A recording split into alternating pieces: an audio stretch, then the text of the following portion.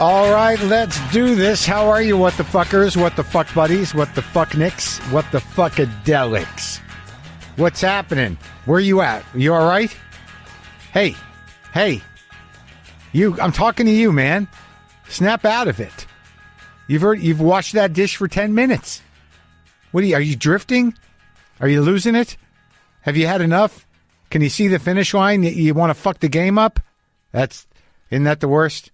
Oh man, look how close we are to the finish line. I'm gonna throw the game. Tim Allen is on the show today. You know him, Home Improvement, big. He's a product. He is like the genuine product of the comedy boom of the 80s, of the comedy club boom. He's a guy that came up. There's not many of them around, and not many of them had succeeded as big as he did. You know, he wasn't like a New York or LA guy. He was a Midwest guy that built his fucking machine, his funny vessel, during that boom. It's very specific. And like, you know, Tim is known for a lot of things. He's done a lot of things, but I know people judge him because of his politics. But the truth is like we did the thing that, you know, when I got asked, you want to talk to Tim Allen? Yeah, he's a comedy story that I haven't really heard. You know, I know the road. I've been out on the road, but he is a product of the road who made $1 billion as a comic. He's the real deal. So we did what I do here sometimes. He's a comedian. We talked about mostly comedy. You know, we touch on other parts of the Tim Allen experience, but it's really just a couple of comics talking. So that's going to happen. And also, I just need to reach out to you if you're feeling anxious or you're having trouble sleeping or you're stressed or depressed or, you know, you're struggling to accomplish your goals. Don't go through it alone. BetterHelp is available. BetterHelp offers secure online professional counselors who can listen and help. You just fill out a questionnaire to help assess your specific needs, and BetterHelp will match you with your own licensed professional therapist. Start communicating with your counselor in under 48 hours and exchange unlimited messages anytime. You can schedule weekly video or phone sessions, and everything you share is confidential. You can change counselors if needed at no additional cost. This is an affordable option, and financial aid is available. Sometimes it just feels like you have to go through these things alone. Believe me, I know. But things always improve if you have someone to talk to, and more importantly, someone to listen. WTF with Marc Maron is sponsored by BetterHelp, and our listeners get 10% off their first month of online therapy when they visit BetterHelp.com/WTF. Visit BetterHelp.com/WTF and join the over 1 million people who have taken charge of their mental health with the help of an experienced BetterHelp professional. All right? So, I'm assuming they're allergies. You know, I did have a sort of a panic attack around, like, it's one of these things. Like a few days ago, I don't think I talked about this. I was cutting a slab of mahi, and the phone rang, and I answered it, and I'm in the middle of slicing the mahi, and you know that horrible feeling of slicing into your hand, into your finger, where it's just like, it doesn't hurt, but you know you've just done some damage. It's a weird, specific feeling, a knife running through your flesh. And I knew I did that, and I knew it was pretty bad. And I pulled, my friend Sam's on the phone, I'm like, fuck, man. And I lopped a small chunk of my thumb off, and those kind of things, when I saw the flap was there, but the flap, that wasn't going back.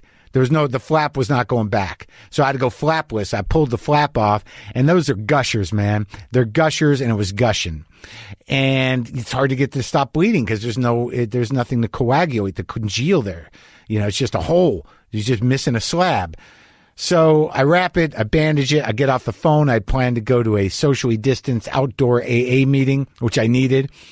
And I'm keeping my hand elevated. I don't want to bleed. The blood is soaking into the bandage, but I'm at the meeting, double masked, and it was good. It was a lot of lit up newcomers, and they were fucking talking the talk. It was good. I needed it. I hadn't been to one in a while. Don't like the Zoom business. Nonetheless, okay. So look, I'm not anonymous, but that's what I did. Keep my sanity, ground myself into the rhythm talking about control. There's a context to the secret society. There's a framework, and you sit in it, and you hear it, and you feel it, and people raise their hands.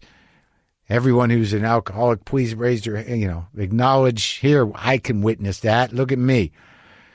And you kind of get in it and you feel the feels and it grounds you. It humbles you. It gets you back into it. I've been going to those things for, half of my life. So on the way back, I'm like, I got to put gas in my car. I got to go to the self-serve 76 over by my house because my gas is getting a little low. And I always like to have a full tank in case I have to run. That's my thinking. It's like, what if we got to get out and I've got a quarter tank? That, we probably won't get out anyways because of traffic, but I don't want to be the asshole that didn't have the gas to get out from under the QAnon attack on liberal Los Angeles.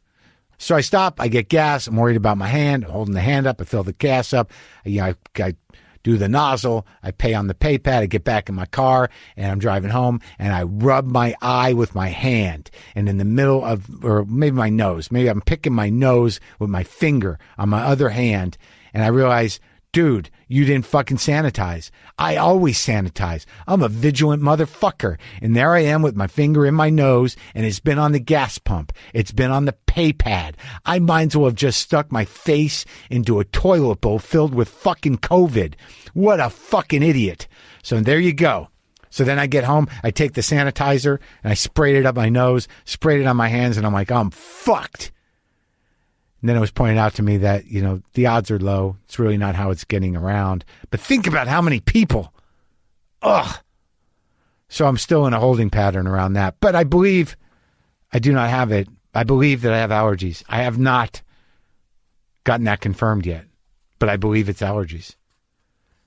Because sometimes, I don't know. Maybe you guys can email me on this. I'm not congested, but I'm a little runny. My throat's a little scratchy. Sometimes my chest is a little tight. Sometimes I'm feeling like I'm been in a long pillow fight. Like I'm all hazy and foggy and fucked. And sometimes it feels like there's a weight on me. And so it feels like that my face, there's a lot of pressure behind my face. But I'm not sneezy. I'm a little runny and I'm not stuffy. But my throat's a little scratchy, and I just feel fucked up. And this has been going on and off for, a while now, but I never had them as a kid. Is that an allergy thing? Is it a cancer thing? I don't think it's a COVID thing, though, I should not have licked that fucking pay pad on the gas pump. I mean, it's one thing to touch my face, but I was just on my knees licking the keys on the fucking punch pad. What the fuck is wrong with me? Just trying to fucking keep it together, man. Hey, you know what most of us don't pay a lot of attention to? Staying hydrated. That's the truth. I think that's got something to do with it, too, with me. Staying hydrated. Barely any of us drink enough water. Do you ever get thirsty? Do you know what that means? It means you're dehydrated. It means you've needed water for a while, and now your mouth is telling you. So you know what I'm going to do right now? I'm going to murder my thirst, people. I'm going to murder it. I'm going to just straight up kill it with liquid death. Oh. Yep. That's a can of water. It's a big can of water. 100% mountain water from the Alps in a tall boy can, and it's called liquid death. I barely understand what's going on.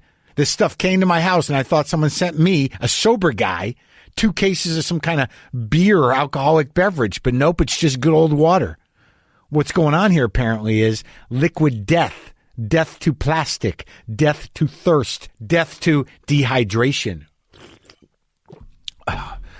Look, folks, you got to drink water. We all do. So you might as well do it out of an ice cold can with a skull on it, right? It's crazy shit, right? Right now, get 2 free koozies with your first order of any case of water at liquiddeath.com/WTF. Just hit up their merch store, add whichever koozie 2-pack you want, and you'll get it for free with your first case. Only at liquiddeath.com/WTF. Murder your fucking thirst, people. My friend John turned me on to the Dramarama song. I hadn't heard it in a while. That song, Work for Food. My buddy John, JD's in the music racket, does all right in the music business. And he said a lot of people actually do all right in the music business.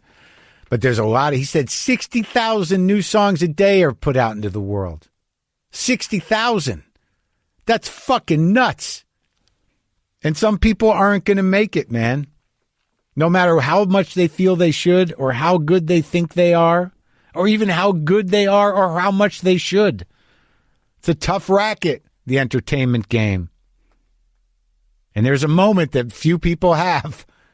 It's in that fucking Dramarama song that he pointed out to me. No one wants to pay me for my broken heart. Tough moment, man. Look, Tim Allen. It's a good story. There's jail involved. His show Last Man Standing is in its final episodes. That airs on Thursdays on Fox. He's also in a new show for History Channel called Assembly Required. It's a competition series for builders, like Home Improvement meets Chopped. That airs on Tuesdays. And this is me talking to Tim Allen.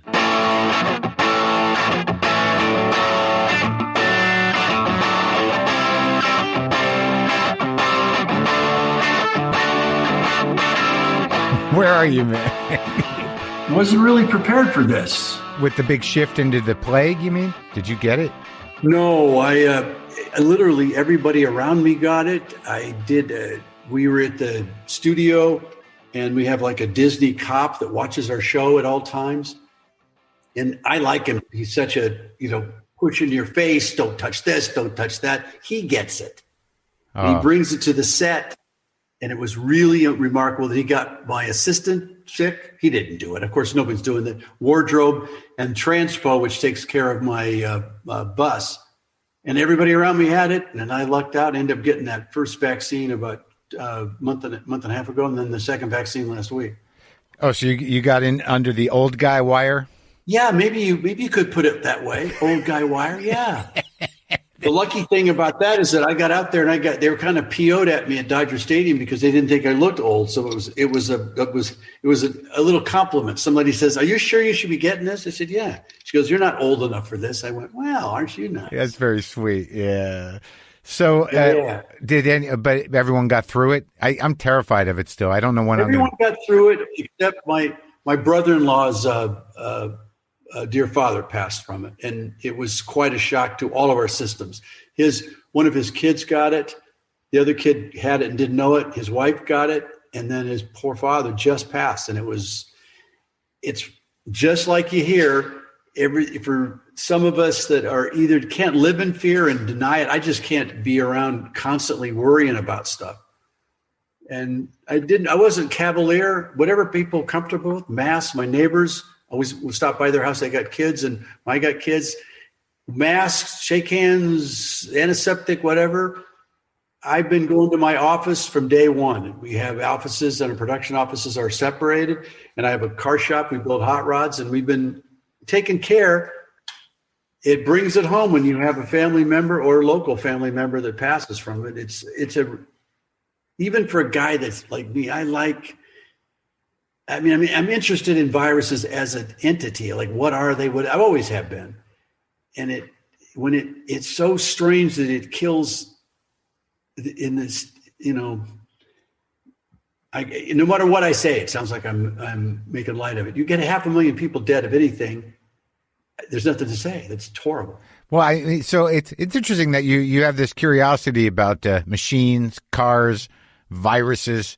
I mean, what is that? Is that something you've always? Were you a science kid? I mean, yeah, science kid, and I love cars and tanks and military stuff and machines.